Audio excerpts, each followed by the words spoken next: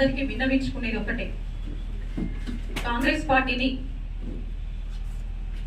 ఈ విశ్వాసఘాతకుల నుంచి, నమ్మక ద్రోహుల నుంచి కాంగ్రెస్ పార్టీని కాపాడాలి అని మిమ్మల్ని అందరినీ కూడా శిరస్సు వంచి విన్నవించుకుంటున్నాను.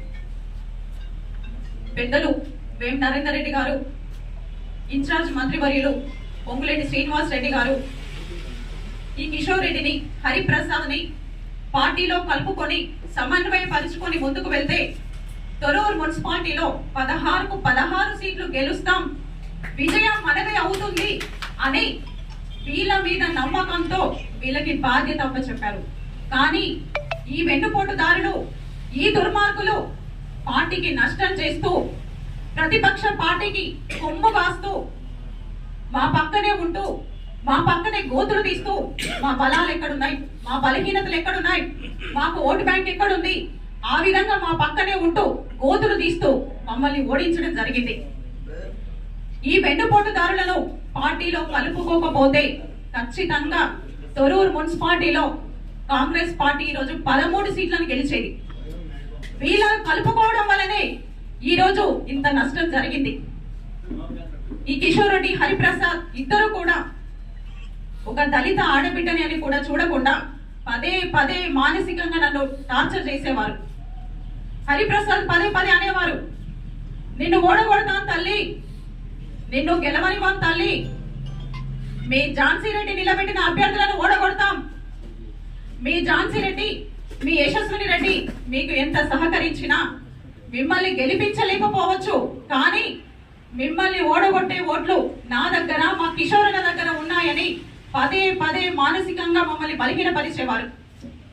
అదేవిధంగా నేను పార్టీ కార్యక్రమాల్లో పాల్గొంటే నా ఫోటోలు ఎడిట్ చేసి అది నీచంగా నాకు వాట్సాప్ గ్రూపులలో పంపేవారు. కనీసం ఒక దళిత బిడ్డని, ఒక మహిళని అని కూడా చూడకుండా నా కోసం నిజాయితీగా పనిచేసే కార్యకర్తని నా నుంచి దూరం చేయడానికి నా వ్యక్తిత్వం మీద మచ్చ వేసే విధంగా ఎన్నో నిందారోపణలు చేశారు ఈ నీచులు. మరి ఈ దుర్మార్గులు కన్న తల్లి లాంటి కాంగ్రెస్ పార్టీని నాశనం చేయడానికి ప్రతిపక్ష పార్టీకి కొమ్ము కాస్తున్నారు.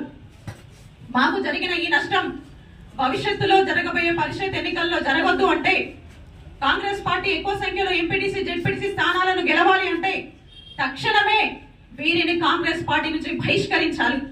అదే మా ప్రధాన డిమాండ్. అమ్మా డిసిసి అధ్యక్షులు ఉమా మేడం గారికి, టిపిసిసి ప్రెసిడెంట్ మహేష్ కుమార్ గౌడ్ గారికి, ఇన్ఛార్జ్ పెద్దలు మీనాక్షి నటరాజన్ గారికి, పెద్దలు సీఎం గారికి మీరందరికీ కూడా విన్నవించుకునేది ఒక్కటే, ఒక్కసారి మా పాలకుర్తి నియోజకవర్గం వైపు మీ దృష్టి పెట్టండి. పార్టీని వీళ్ళు ఎంతో నాశనం చేస్తున్నారు. ఈ కిషోర్ రెడ్డి, హరిప్రసాద్ అనే వ్యక్తులు ఏ రోజు కూడా పార్టీ కోసం పని చేయలేదు.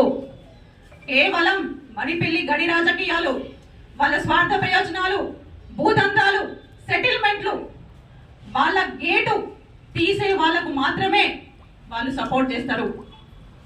అయ్యా దొర బాంఛన్ అనేటోనికే వాళ్ళు సపోర్ట్ చేస్తారు. వాళ్ళకి గులాంగిరి చేసే వాళ్ళకే సపోర్ట్ చేస్తారు.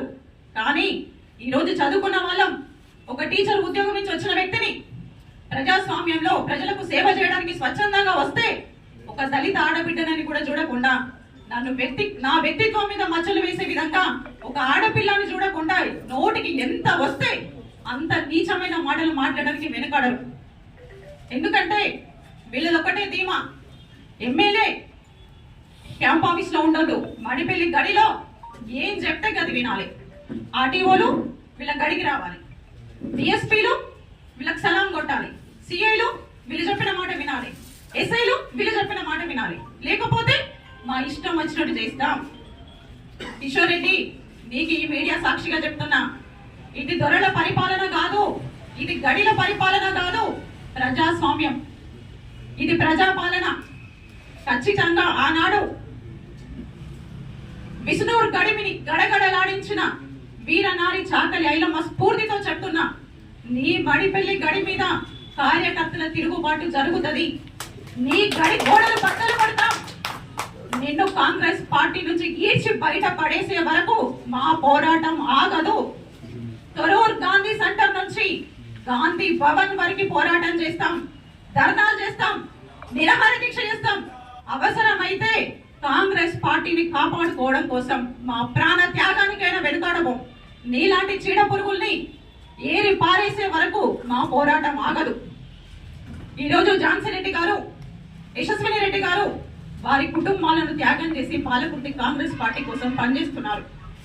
ఎమ్మెల్యే యశస్విని రెడ్డి గారైతే తన పసిబిడ్డను తల్లి ప్రేమ నుంచి దూరం పెట్టి 24 గంటలు ప్రజలను ఏ విధంగా కాపాడాలి, నా నియోజకవర్గాన్ని అన్ని రంగాలలో ఏ విధంగా అభివృద్ధి చెందించాలి అని 24 గంటలు పనిచేస్తుంటే ఇద్దరు ఆడవాళ్లకు ఇంత పెత్తనమా, ఇద్దరు ఆడవాళ్లకు ఇంత అహంకారమా అని చూసి కళ్ళు ఓర్వకుండా వాళ్ళను నీచమైన మాటలు మాట్లాడుతూ అడుగడుగున గ్రూప్ రాజకీయాలు చేసుకుంటూ 6 మండలాలు తిరుగుతూ మీరు ఇష్టం వచ్చినట్లు చేస్తూ పార్టీని బలహీనపరుస్తుంటే ఈడ చూస్తూ చాతగాలు ఎవరు లేరు. కిషోర్ రెడ్డి, నీ అంతు చూసే వరకు, పార్టీ నుంచి నిన్ను బయటకు తోలే వరకు మేము నిద్రపోము, నిన్ను నిద్రపోనివ్వం.